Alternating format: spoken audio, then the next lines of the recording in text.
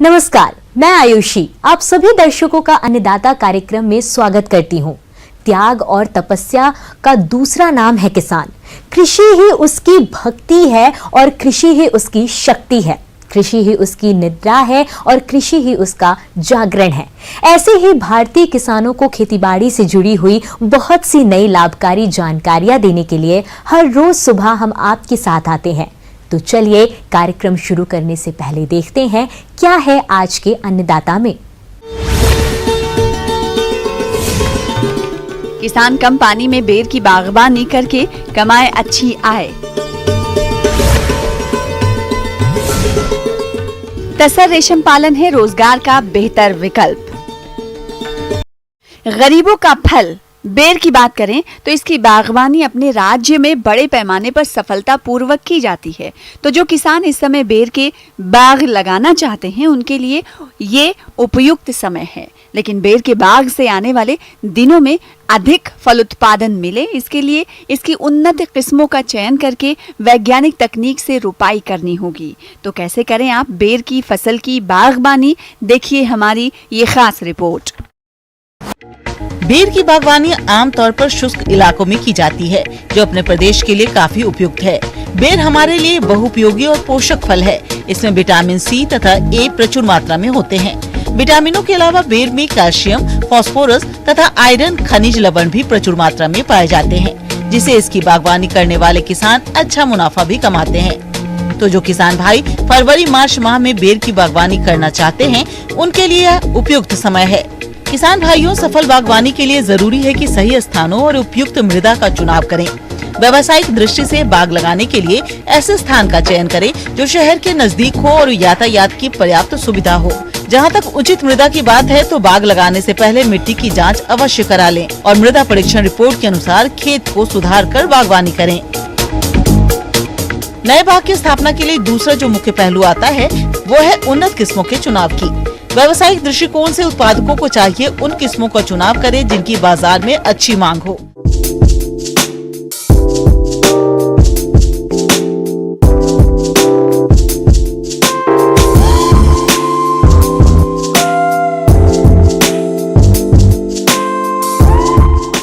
बेरों की जो खेती है, विशेष तौर से यहाँ पर जो वातावरण के हिसाब से देखा जाए, ज़मीन के हिसाब से देखा जाए, खारा पानी की जो हमारा जो भूमि जो जल है वो खारा है, तो उसके हिसाब से देखा जाए तो यहाँ पर बेर की खेत को आप सफलतापूर्वक ले सकते हैं। क्योंकि बेर है वो मतलब सबसे ज़्यादा लवणीयता सहन करने वाली फसल है। सबसे ज़्यादा जो सबसे अगेती जो फसल बेरों की है वो किस्म है गोला। गोला की किस्म हमें मतलब फरवरी के शुरुआत से लेके 31 मार्च तक इसकी उपज लगातार आती रहती है। और क्योंकि शुरुआत में भाव भी मतलब अच्छे मिलते हैं और एक पेड़ से आप लगभग करीब 2 कुंटल तक ज़्यादा से ज़्यादा अधिकतम आप 2 कुंटल ले सकते हो। कम से कम 80 किलोग्राम प्रति पौधे की से आप उपज ले सकते हो। आइए बात करते हैं बेर की कुछ महत्वपूर्ण उन्नत किस्मों की, जैसे गोला, सेव, कैथली, उमरान, सफेदा, एप्पल बेर का चयन कर लगा सकते हैं। यह एक संकर किस्म है। यह भी देर से तैयार होने वाली किस्म है। फलों का आकार मध्यम, बड़ा पेंदी, दबी हुई तथा छिलका मोटा होता है। गुदा हल्के क्रीम रंग का और काफी मीठा होता है। खाद उर्वरकों की मात्रा: गोबर की खाद 20 किलो, यूरिया 200 ग्राम, फास्फोरस 100 ग्राम, पोटाश 200 ग्राम गड्ढों में भरना चाहिए। बेर की बागवानी के लिए पौधों को लगाने का समय फरवरी से मार्च माह और अगस्त से सितंबर माह उपयुक्त होता है। बेर की बागवानी के लिए पौधों को लगाने के तुरंत बाद सिंचाई करनी चाहिए। इसके बाद पौधे को पूर्णतः स्थापित होने तक प्रत्येक सप्ताह सिंचाई की आवश्यकता होती है।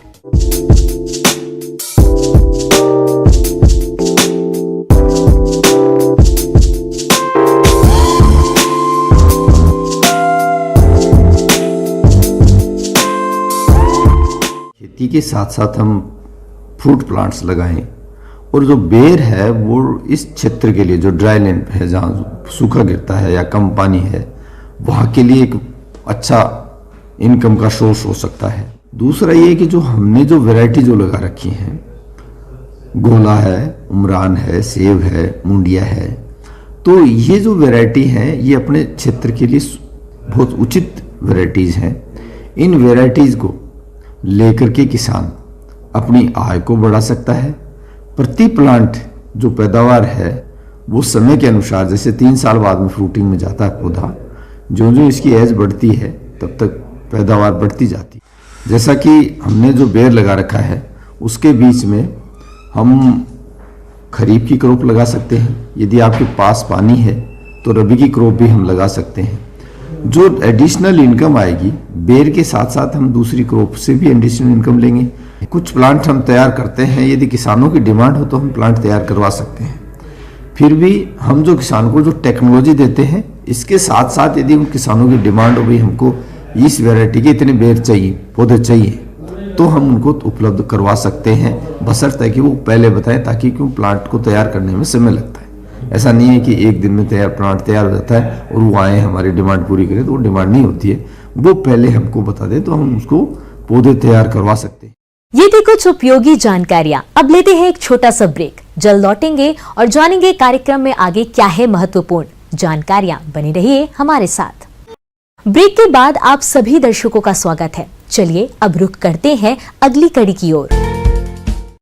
अपने देश के कुछ किसान खेती के साथ साथ तसर रेशम कीट का पालन करते हैं और जो किसान रेशम कीट पालन कर रहे हैं उन्हें इससे अच्छा रेशा प्राप्त हो। इसके लिए किसान भाई कौन कौन से कार्यों को करें ताकि उनके सामने किसी प्रकार की कोई समस्या नहीं आए, इस बारे में जानकारी दे रहे हैं विषय विशेषज्ञ डॉक्टर JP पांडे।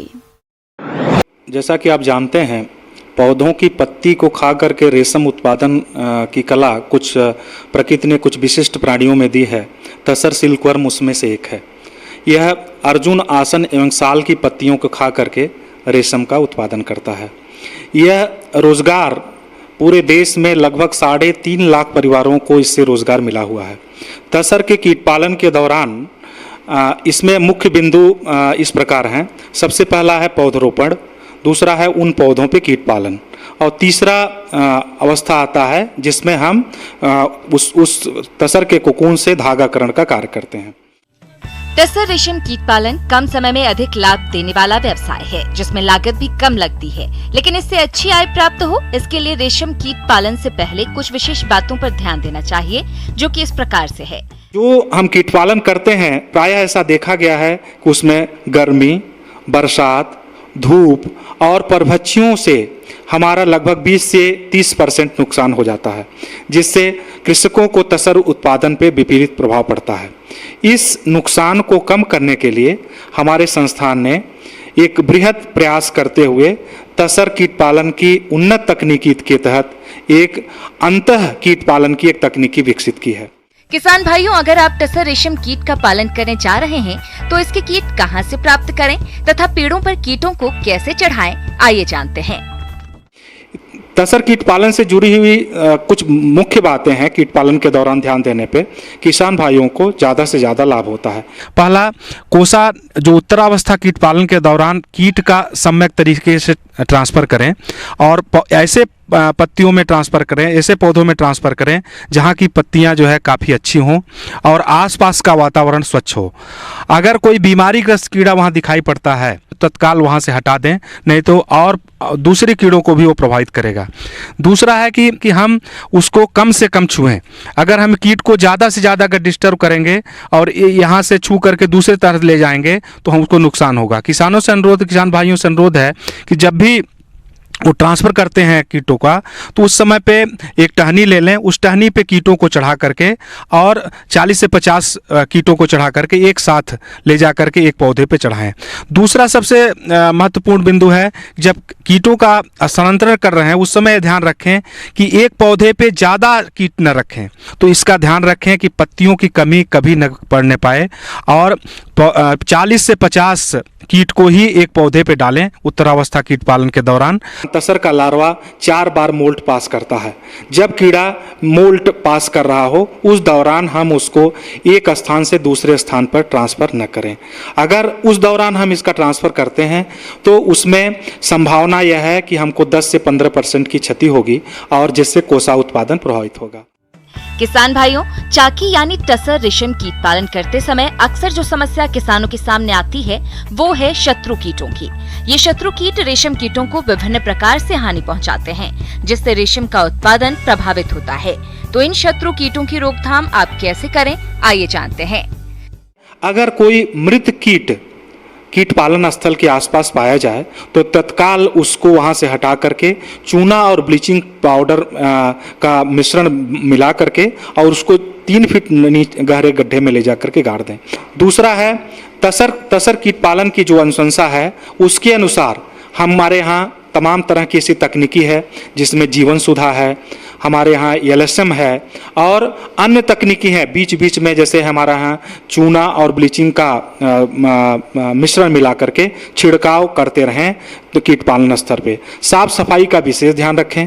और ऐसा देखा गया है कि लगभग 1 महीने से 30 से 32 दिन के बाद यह तसर कीट पत्तियों को खा करके प्रौढ़ावस्था में आ जाता है और इसके बाद अपनी अगली अवस्था जो कि बहुत ही महत्वपूर्ण अवस्था है जिसमें तसर कीट लार्वा से प्यूपा की अवस्था में आता है और रेशम का उत्पादन प्रारंभ करता है। इस रेशम के उत्पादन के दौरान हमको ध्यान रखना है कि जब कोसा बना रहा हो हमारा तसर कीट, उस दौरान हमको अनावश्यक स्थानांतरण नहीं करना चाहिए। कोसा बना लेने के बाद हम अगर देख लें कि इसमें लार्वा से प्यूपा बनने का कार्य पूरा हो चुका है, इसके बाद उन कोषों को हम ले आकर के बीजागार में रख देते हैं। बीजागार में रखने के बाद हम देखते हैं उससे लगभग 20 से 25 दिन के बाद उससे तितलियां निकलती हैं, जो हमारा नर और मादा मात बाहर निकलते हैं और इनके आपस के संयोजन के बाद ये अंड उत्पादन का कार्य करते हैं। अंड जनन से लगभग 7 से 8 दिनों के बाद उस अंडों से हमारा लार्वा, छोटे लार्वे जो कि 10 से 15 मिलीग्राम के होते हैं, वो बाहर निकलते हैं और उनका उपयोग हम कर देते हैं। एक दूसरी प्रणाली हम अपनाते हैं जिसमें हम तसर कोषों का उपयोग हम रीलिंग करके वस्त्र बनाने के कार्य में करते हैं। इस दौरान हम क्या करते हैं कि सीधे तसर कोसा उत्पादन के बाद उन कोषों को 50 डिग्री टेम्परेचर पे 2 घंटे तक रखते हैं। इसके बाद उन कोषों को हम सोप और सोडा में पका करके उनसे धागाकरण का काम करते हैं। किसान भाइयों, आपको जानकर आश्चर्य होगा कि एक कीट लगभग 800 से 1000 मीटर धागा निकालने में सक्षम होता है। इन धागों का उपयोग हम करके हम वस्त्रों का निर्माण करते हैं, जिसमें कताई बुनाई का कार्य होता है। और इससे बीच में भी अगर कोई आपको जानकारी चाहिए, कहाँ पे आपको अंडा मिलेगा, कहाँ से इसका सीड मिलेगा, कैसे कीट पालन करेंगे, पूरी जानकारी हमारा संस्थान आपका स्वागत करता है। आप आए इस संस्थान में और निःशुल्क हम पूरा प्रशिक्षण प्रदान करेंगे। आगे और भी है कुछ रोचक जानकारियां, पर यहाँ पर रुकेंगे एक और ब्रेक के लिए। जल्द हाजिर होते हैं। ब्रेक के बाद एक बार फिर से आप सभी दर्शकों का अन्नदाता कार्यक्रम में स्वागत है। बढ़ते हैं अगली प्रस्तुति की ओर। मौसम के अनुसार प्रबंधनों पर ही टिकी है आपकी खेती बाड़ी, इसलिए मौसम पूर्वानुमान और उस पर आधारित साप्ताहिक कृषि सलाह इस प्रकार है। ग्रामीण कृषि मौसम सेवा, भारतीय मौसम विज्ञान विभाग, ICAR केंद्रीय क्षेत्र अनुसंधान संस्थान, जोधपुर, राजस्थान। मौसम विज्ञान विभाग से प्राप्त सूचनाओं के आधार पर आगामी 5 दिनों में अधिकतम तापमान 31.0 से 33.0 डिग्री सेंटीग्रेड और न्यूनतम तापमान 15.0 से 17.0 डिग्री सेंटीग्रेड रहने की संभावना। आने वाले दिनों में अधिकतम व न्यूनतम तापमान में बढ़ोतरी होने के साथ मौसम शुष्क रखने की संभावना, अतः किसान भाई फसलों की क्रांतिक अवस्थाओं पर सिंचाई अवश्य करें। गेहूं की फसल में दाने की दूधिया अवस्था पर सिंचाई अवश्य करें। जौ की फसल में दाने की दूधिया अवस्था पर सिंचाई करें। खड़ी फसल में दीमक की रोकथाम हेतु क्लोरोपाइरीफॉस 20 EC 4 लीटर प्रति हेक्टेयर सिंचाई के साथ दें। जीरे की फसल में मोइला के नियंत्रण के लिए डाइमोथेट 30 EC @ 1 मिलीलीटर प्रति लीटर पानी या एसीफेट 75 SP @ 750 ग्राम प्रति हेक्टेयर छिड़काव करें। सरसों की फसल में जब पत्ते झड़ने लगे और फलियां पीली पड़ने लगें तो किसान भाई फसल की कटाई करें। अन्यथा कटाई में देरी होने से दाने झड़ जाने की आशंका रहती है। समय पर बोई गई गेहूं की फसल दूधिया अवस्था में है और इस क्रांतिक अवस्था पर सिंचाई करना आवश्यक है। इसीलिए किसान भाई फसल की सिंचाई करें। ग्रीष्मकालीन भिंडी की बुआई शुरू करें। परभनी क्रांति, आजाद क्रांति व अर्क अनामिका की बुआई करें। बुआई हेतु 20 से 22 किलोग्राम बीज प्रति हेक्टेयर प्रयोग में लें। पशुशाला में समय पर सफाई करें तथा पशुओं के लिए पीने के पानी की व्यवस्था करें।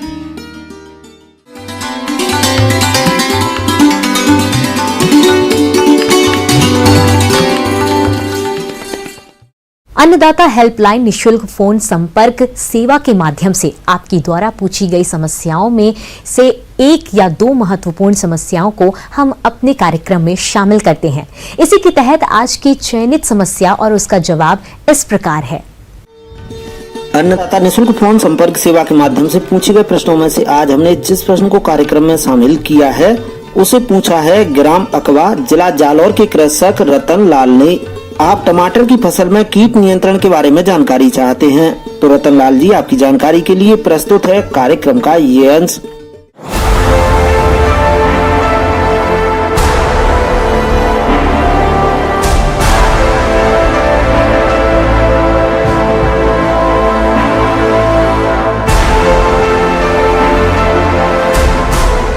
टमाटर में अनेक खनिज लवण विटामिन से होते हैं जो हमारी सेहत के लिए आवश्यक होते हैं, फ़ायदेमंद होते हैं। तो इन कीट और रोगों का समय पर नियंत्रण करके और किसान भाई होने वाली आर्थिक हानि से बच सकते हैं। तो सर्वप्रथम हम बात करते हैं कि टमाटर की फसल में दो प्रकार के कीटों का प्रकोप होता है।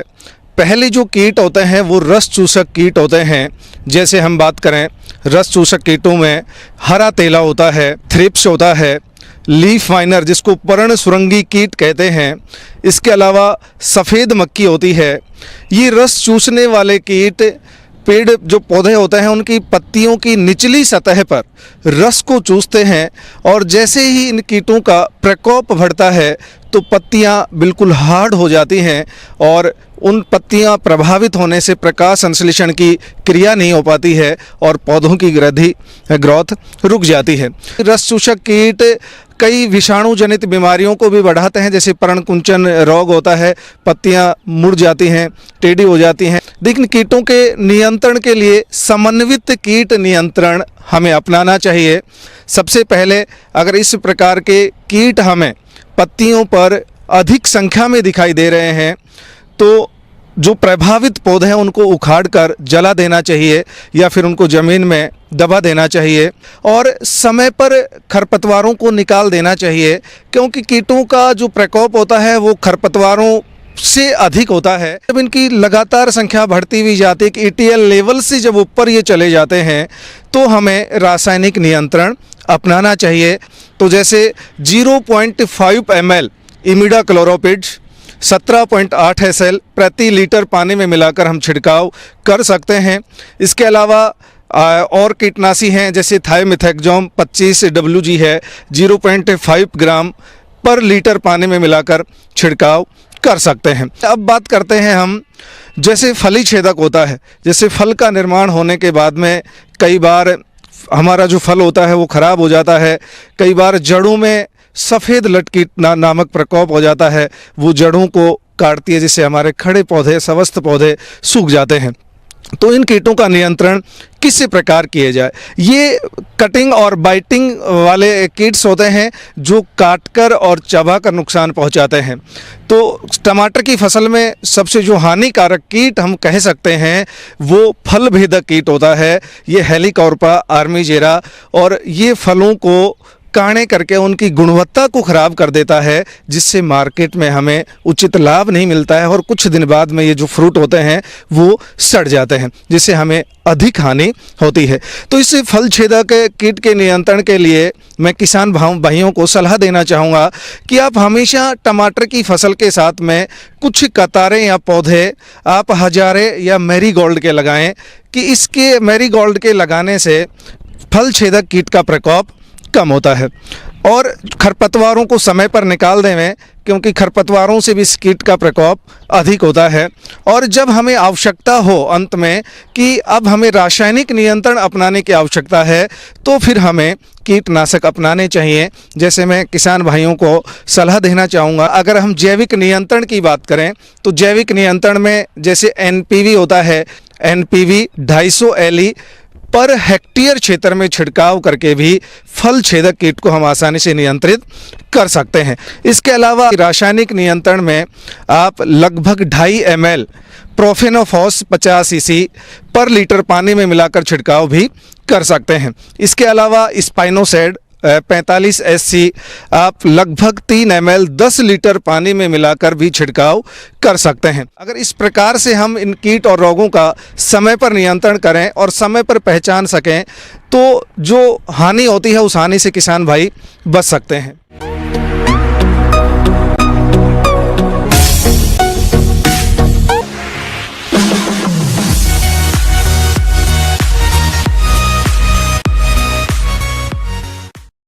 राज्य की विभिन्न मंडियों में कृषि उत्पादों के चढ़ते उतरते बाजार भाव की संक्षिप्त जानकारी इस प्रकार है।